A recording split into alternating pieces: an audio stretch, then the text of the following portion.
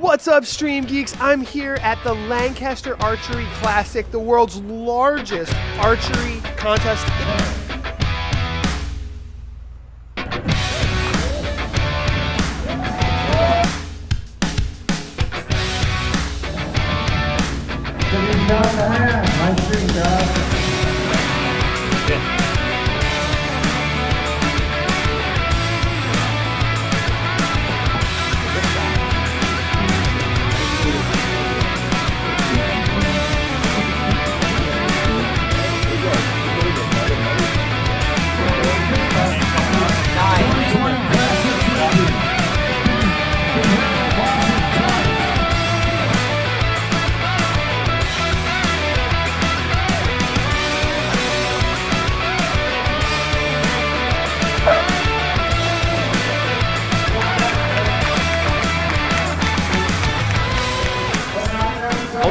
Athletes from all over the world's top archers are here, and I wanted to show you a little bit behind the scenes how the live streaming system is set.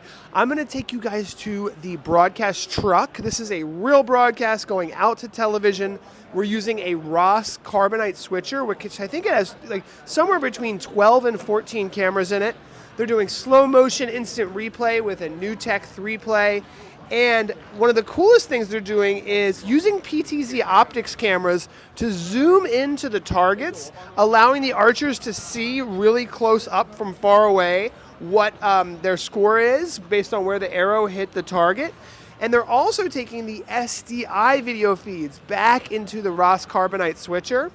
In some cases, like out here where we're doing the qualifications, the video is being wirelessly transmitted from the SDI of the PTZOptics cameras using a Teradect bolt so that they can cross large areas of space, hundreds of feet, and bring that back to the video production truck. They're using a PTZOptics SuperJoy controller to control all the cameras, so all the cameras are powered over Ethernet and connected in that way. It's a really, really cool setup. I'm going to interview the team later so we can learn more about what they've been doing.